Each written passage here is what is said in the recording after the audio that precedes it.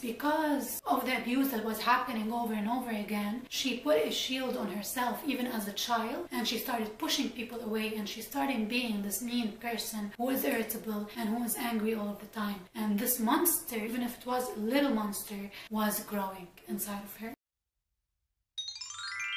Hi guys! Today I wanted to film my introduction to the YouTube channel and start it with a good note and tell you what my channel is all about. But instead I wasn't feeling good and I've been feeling down throughout this week, so I decided to do this video instead, which kind of reflects my mood. And also, if I'm talking weird or if I'm not enunciating or like moving my lips a lot, it's because my lips are peeling, and I'm gonna talk maybe about it in a video if you want to know why and what I'm doing about it. But yeah, it's kind of painful to talk. So today I'm going to interpret and analyze Gabbi Hanna's Monster song. So this song is one of the songs ever that really talked to me and I connected with, and it's really such a strong song, and the lyrics are written so beautifully, and I find that there are so many hidden messages and metaphors in this song that we can interpret.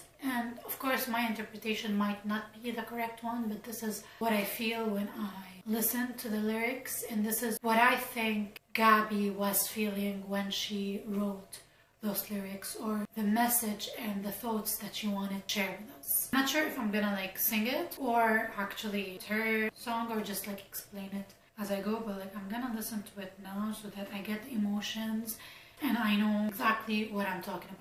By the way, you know when someone is talking negatively about you or like analyzing your problems or like talking in general about you, talking about the negative side of things, they might just have a bad day like I have, and like to get themselves out of the slump, they actually decide to like handle their emotions like that. And now I don't mean to like talk negatively about Gabbi, because I really admire her and I love her courage on the internet, and I love that she talks about mental health. And as you know, I am a psychology student, but at the same time, just like anyone else, I have my own struggles, I have my own mental health issues, and this is why I really connect with Gabbi as a social influencer. And I really hope that I could share with you my struggles, and it's gonna take me a while to be able to do that comfortably because I'm just starting out on YouTube this consistently. I really admire Gabbi's courage and her dedication to being true to herself, and I really want to be able to do that at some point and be honest and open about myself as well. And this might be the start because I really connect with this song. This is what I feel that she had to struggle with, but the lyrics themselves can be interpreted in so many ways, and you can connect with it the way you feel. And this is what songs are supposed to be like, especially those who have like strong lyrics. When someone writes a poem, he might have an interpretation and a reason why he wrote the lyrics the way he did, but at the same time, those who listen to the song or those who read the poem, the song will make them feel a certain way and they will relate to it in a certain way, but at the same time they will have an interpretation to the thoughts and the feelings that the writer was trying to share with us. And this is what I want to do in this video. Laying in the bed that I made all alone. So that I made all alone, so that I made by my own, and I'm laying all alone in it. So I actually made the bed and I'm laying in it. So she is blaming herself for whatever is coming next. Guess I'm not surprised, honestly. She is not surprised that the person left, so she just is blaming herself. That's something that she had coming. Laying in my head that you stayed, and I hope you'll miss me eventually. So praying in my head that I stayed and I hope you'll miss me eventually. It confirms the self-blame, also the fear of abandonment. So she hopes that the person misses her and will eventually come back, or even if they don't come back, then she meant something for them and she had an effect on them. So this is coming from the fear of abandonment and the feeling that we feel when somebody leaves us. What I get from these two verses is a feeling, first, of course, a feeling of regret, a feeling of self-blame. When I'm not around here, really they don't know what I'm made of. People keep on walking so far away from here. Clearly I'm the one they're afraid of. So this is one of the verses that I really connect with. People want to talk when I'm not around to hear.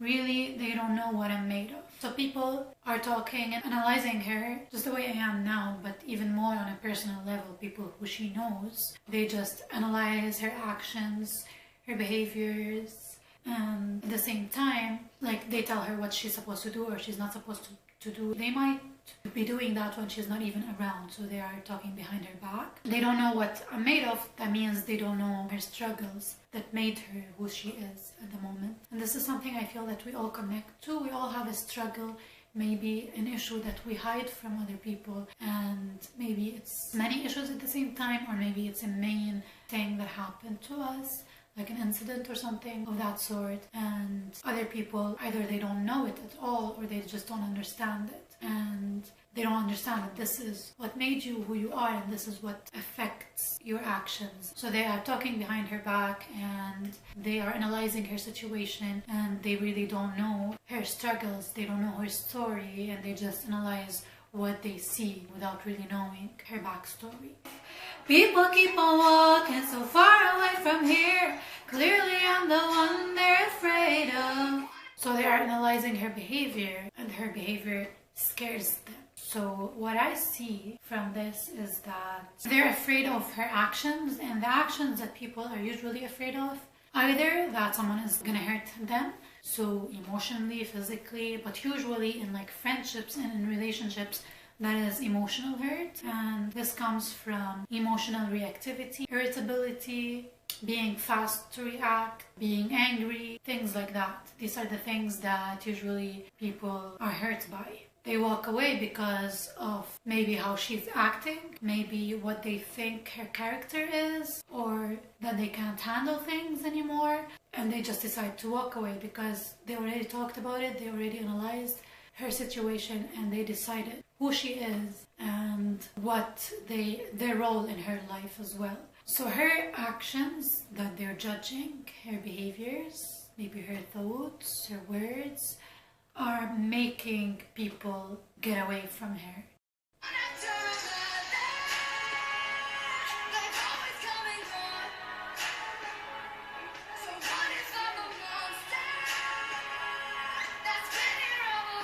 So this also gets to me. One after another, they always come and gone. So people are actually trying to get close to her at the beginning, so that maybe like they're intrigued by her personality, maybe like her personality on YouTube, because it's basically however much someone tries to be themselves and someone tries to be authentic on YouTube, it's still almost an act. It's still a part of a persona. So like we go to work, we have a certain persona. When we are with our friends, we have another persona. When we are home alone, we have another persona. And sometimes we try really hard to hide the bad parts, at least not show the things that are happening at the moment. You might show yourself crying maybe, but you won't show yourself being angry. You won't show yourself being irritable. You won't show this bad side of things. Or even when you do show it, people don't know the intensity of it, the frequency of it, etc. And then, so what if I'm a monster that's been here all along? Now this goes back to the self-blame. This goes back to her labeling herself.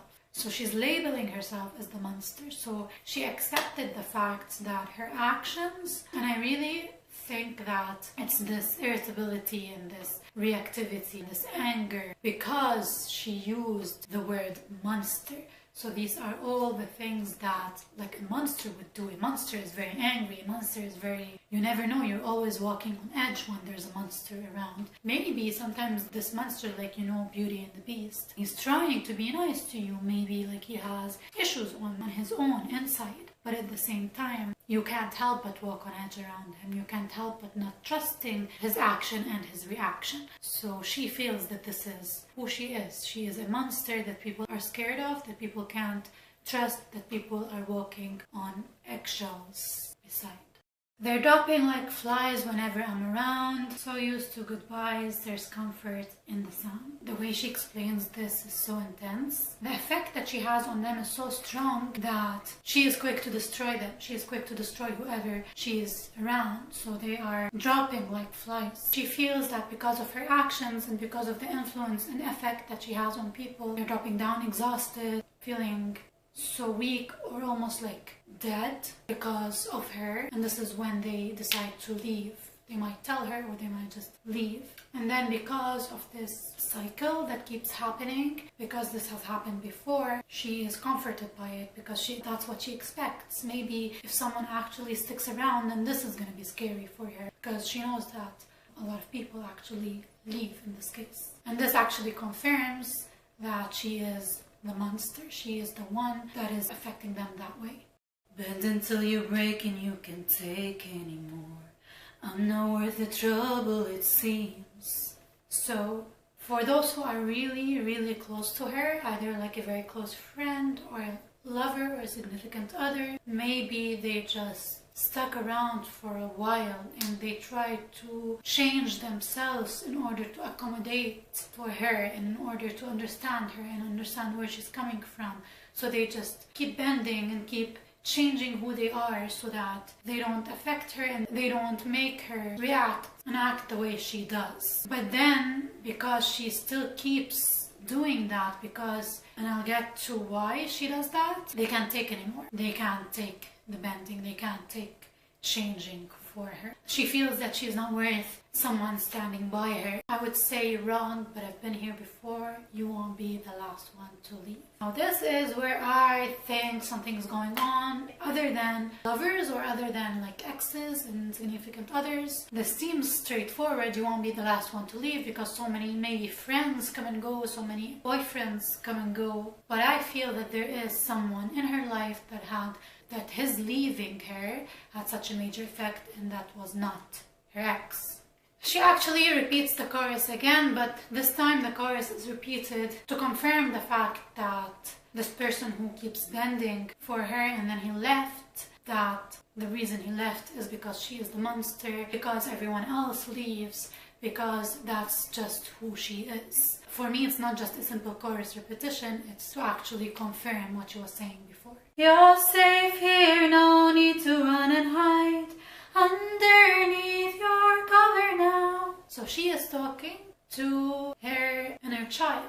And this is confirmed by the video, but at the same time you could have this feeling here, because when she is saying no need to run and hide underneath the cover, so she is talking to a child, and in this case she is talking the child that she used to be. So now I get at least to this conclusion that all of this stems from her childhood. Don't be scared, there's nothing left inside since you ate my heart out. She's still talking about her inner child, and she's saying like, don't be scared, you're safe, the troubles that used to happen are not happening anymore. So this is when I like to say that it stems from childhood, and I see it as child abuse. So it might be like physical or something else, but usually it might even just be emotional, and emotional abuse have the same effect and sometimes even a stronger effect than physical abuse, especially for children, because it's more consistent, especially if it's a parent or a caregiver. And this is what I think. And then, since you ate my heart out, that really shocked me, the way she described that. But I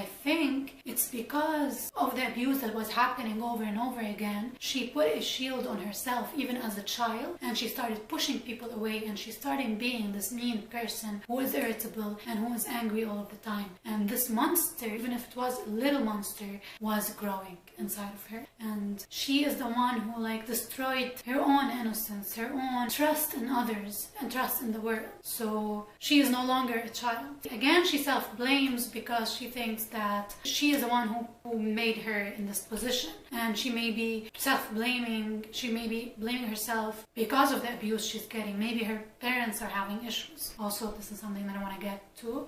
And maybe her parents are having issues and she blames herself for these issues. And then she puts these barriers, she becomes strong and strong and strong, that she kills this child and the innocence inside and her heart. So she eats her own heart. And then again the chorus repeats itself, and again this is not a simple repetition for me.